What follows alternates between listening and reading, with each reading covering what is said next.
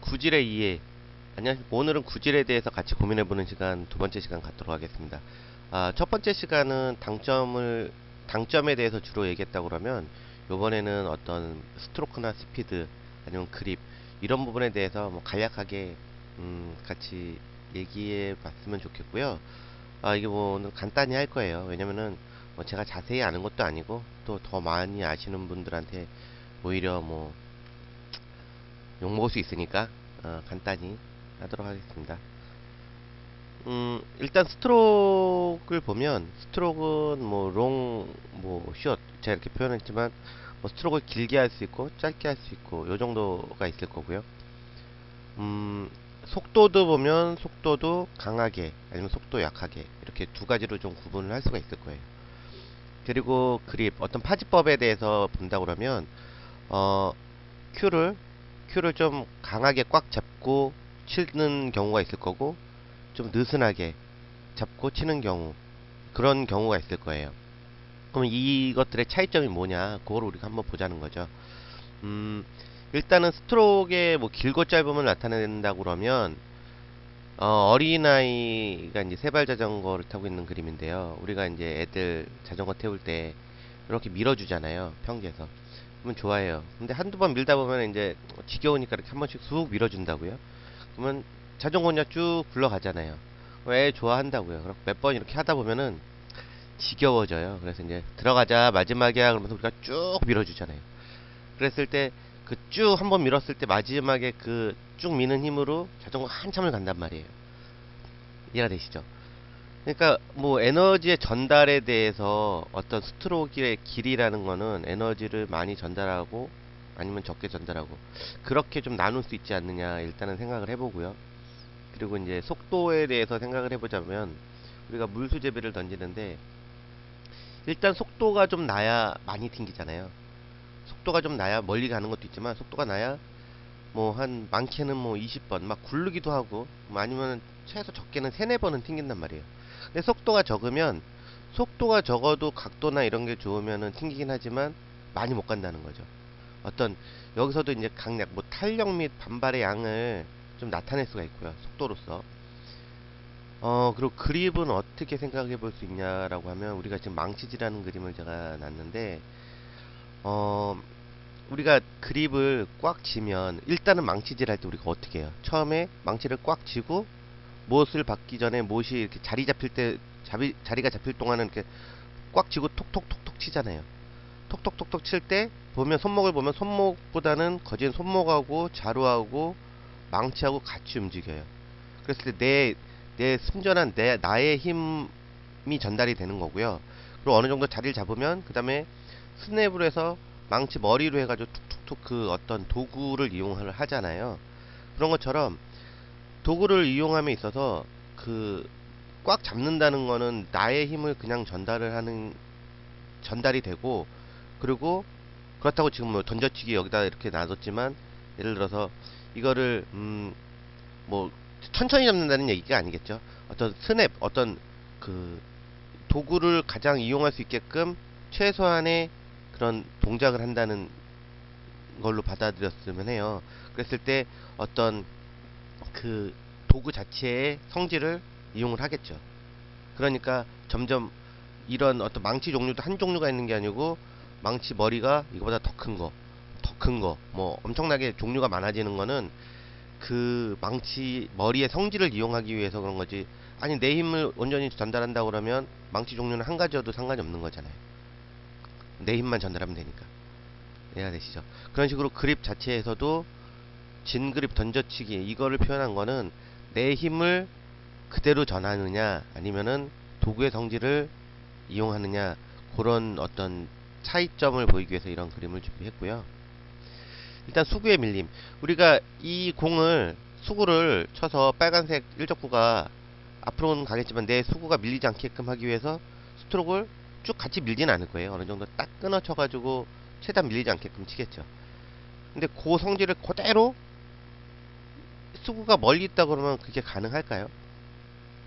이게 그대로는 힘들 거예요. 아니 어떤 당점의 조절도 같이 필요하다는 거죠.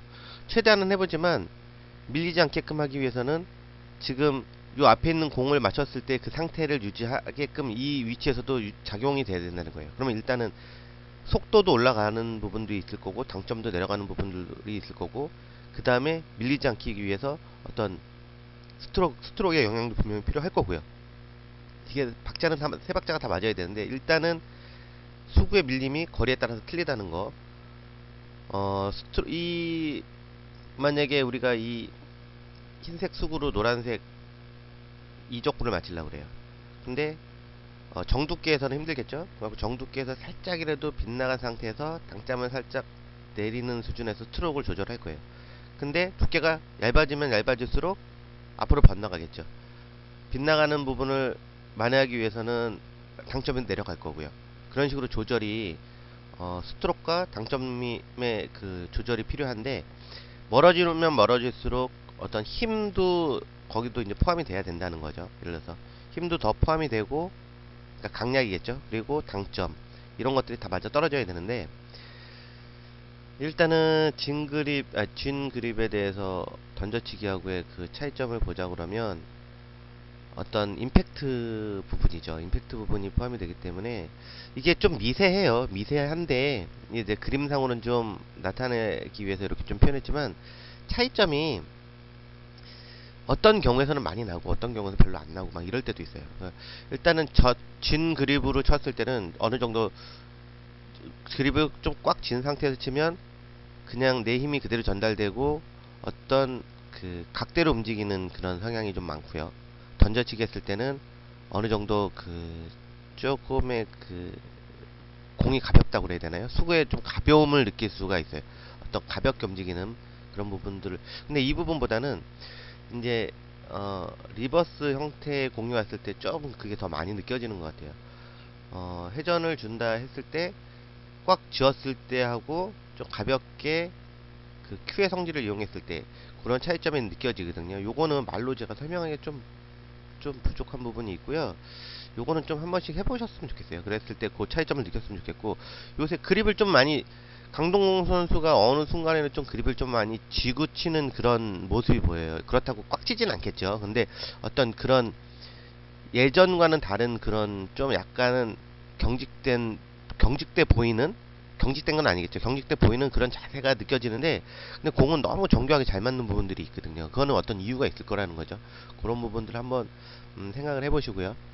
어, 스트로크를 짧게 하느냐 길게 하느냐, 어떤 그 아까 전에 얘기했던 것처럼 그런 거에 따른 그 공의 영향력을 보면, 일단은 이런 공, 더블 쿠션을 칠 건데 이런 공에서는 아무래도 스트로크를 짧게 하겠죠. 그 영향력을, 그 밀림의 영향력을 최소화하기 위해서 짧게 갈 거고요. 그 대신 두께와 당점은 살짝 뭐 내려가고, 이게 뭐 수구의 거리에 따라 틀리겠지만은 그런 부분을 두께를 좀 주면서 최대한 내 수구가 일적과 맞는 순간 전진력에 대한 성질은 죽여버리는 거죠. 그리고 분리각과 그 자연스러운 그 움직임으로써 갈 수 있게끔, 말이 너무 어려운데 그렇게 갈 수 있게끔 하는 그런 잽 스트로크를 이제 짧게 딱 끊어서 한다는 거죠. 근데 이게 보면 제가 예전에는 자료를 많이 좀 봤었는데 요새는 찾다 보면 그 자료가 잘 안 보여요. 산체스나 조명우 선수도 그런 경우가 있는데, 보면 스트로크를 할 때 이게 스트로크가 딱 끊어지는 경우, 근데 그거를, 왜냐면 사람이 치다 보면 스트로크를 그 자리에서 딱 멈추기가 쉽지가 않잖아요. 그러다 보니까 치는 순간 살짝 빼는 듯한 그런 동작을 보일 때가 있어요. 뭐냐면 큐를, 스트로크를 1, 2, 3에서 딱 미는 것이 아니고 딱 끊는 것도 아니고 끊었다가 살짝 빼는 느낌. 특히 에디 먹스 선수한테 그런 모습이 많이 보이는데, 그게 어떤 이 공의 영향력을 딱 멈추는 것보다는 빼는 느낌으로써 그 영향력을 극대화하기 위해서 하는 그런 행동 같거든요. 이런 잽 스트로크, 그 짧게 칠 때 그런 형태들이 보여요. 나중에 보실 수 있으면 동영상 한번 보시고서 이게 그런 거를 나타내는구나를 아마 느끼실 수 있으실 거예요. 그리고 이거를 뭐 이런 스트로크로 칠 수도 있겠지만, 아니면은 얇게 구사한다 그러면 뭐 하단을 많이 주겠죠. 한 뭐 4분의 1이나 3분의 1 뭐 그 정도를 준다 그러면 하단을 많이 주고 역회전을 줘서 뭐 이런 식으로 구사를 할 수도 있겠죠. 예를 들어서 이게 만약에 조금이라도 더 얇으면 뭐 이런 형태로라도 들어갈 수 있을 거고요. 음.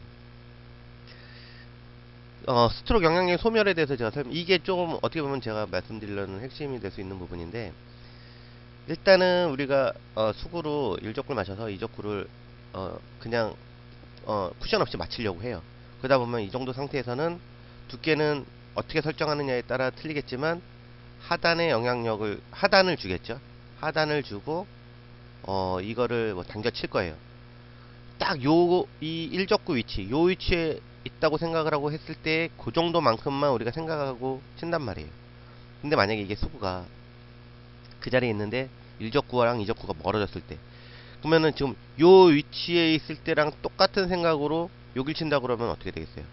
당연히 모든 에너지와 그 스트로크를 했던 것들, 그러니까 스트로크하고는 좀 표현이 틀릴 수 있겠지만 영향력들이 다 소멸이 된다는 거죠.